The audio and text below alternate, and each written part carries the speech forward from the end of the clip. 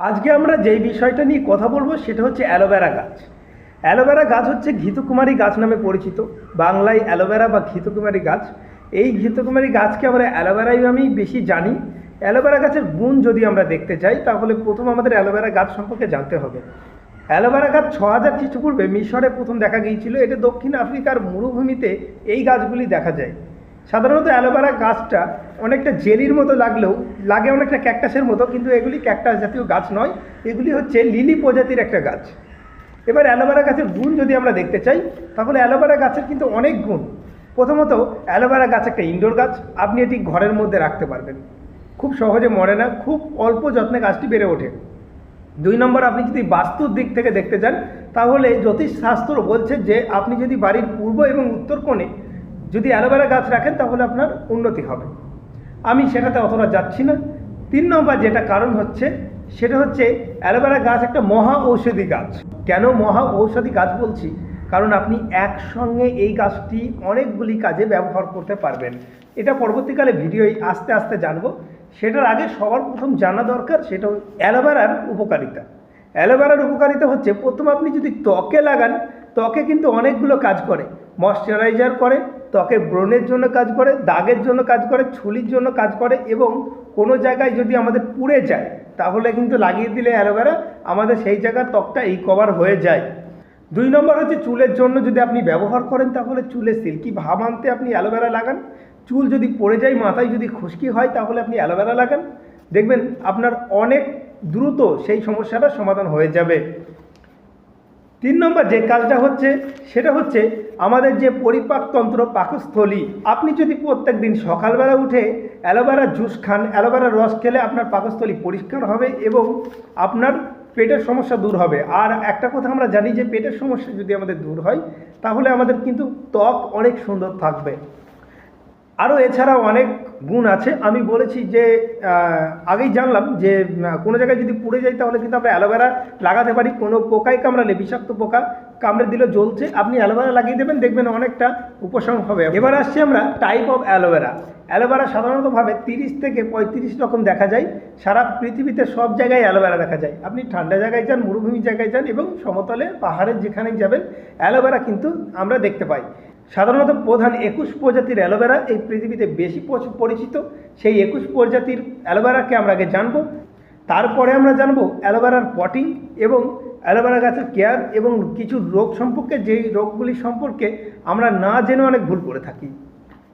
আমরা এবার জানবো 21 রকম প্রজাতি অ্যালোভেরা সম্পর্কে, যেগুলি পৃথিবীর বিভিন্ন ক্লাইমেটসে দেখা যায়।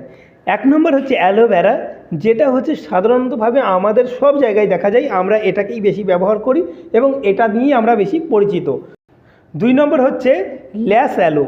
এটা খুব সুন্দর একটা অ্যালোভেরা, যেটা হচ্ছে বালিতে বেশি হয়, মরুভূমি এলাকায় এই অ্যালোভেরাটা দেখা যায়। 3 নম্বর হচ্ছে গোল্ডেন টুথ হ্যাড অ্যালো। এটা হচ্ছে মরুভূমি এলাকায় দেখা যায়, দারুণ একটা অ্যালোভেরা, মাথাটা একটু লাল লাল লালচে বর্ণের দেখা যায়। আমরা 4 নম্বরে রেখেছি টাইগার টুথ, বাঘের দাঁতের মতো দেখতে, এটা হচ্ছে টাইগার টুথ অ্যালোভেরা।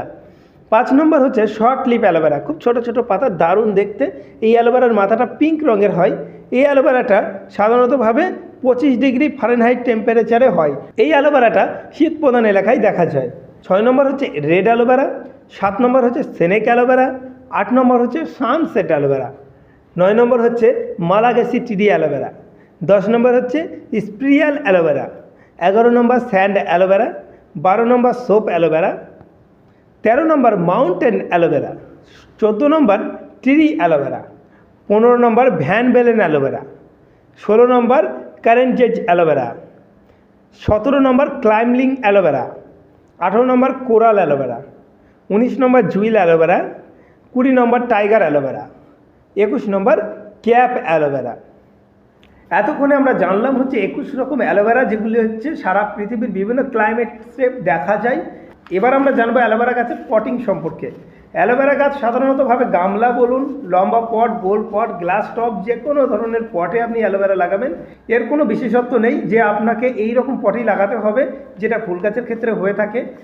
আরেকটা বিষয়কে ধ্যান রাখতে হবে, সেটা হচ্ছে অ্যালোভেরা গাছ কিন্তু খুব বেশি মাটি পছন্দ করে না। অল্প মাটি দেবেন এবং একটু পাথরে কাঁকড়ে মাটি, একটু বালি মাটির ব্যবহার একটু বেশি করবেন, দেখবেন অ্যালোভেরা গাছটা অনেকটা সুন্দর এবং সুন্দর গ্রোথ নিচ্ছে। অ্যালোভেরা গাছ হচ্ছে খুব অল্প যত্নে বেড়ে ওঠা একটা গাছ। অ্যালোভেরা গাছ আস্তে আস্তে দেখবেন এক্সপেন্ড হচ্ছে, পাশাপাশি অনেক অ্যালোভেরা গাছ বার হবে ছোট ছোট চারা। সেই চারাগুলিকে আপনাকে কি করতে হবে, অন্য জায়গায় শিফট করতে হবে। আমাদের যখন অ্যালোভেরা গাছ একটা থেকে দুটো হয়ে যাবে সেটা ঠিক আছে, দুটোর অধিক যখন হয়ে যাবে তখন সেগুলিকে আমরা অন্য জায়গায় শিফট করে দেবো। তাহলেই বাকি যে অ্যালোভেরা দুটি, সে দুটির গ্রোথ ভালো থাকবে এবং রোগবাগ হবে না। মাটির কথা আমি বললাম, একটু কাঁকড়ে মাটি, একটু বালি মাটির ব্যবহার বেশি করবেন। যদি আপনি মাটিকে প্রায়োরিটি দিতে চান অ্যালোভেরার জন্য, আমি বলবো আপনি 40% বালি, 40% গার্ডেন সয়েল আর 20% আপনি গোবর সারকে ব্যবহার করুন।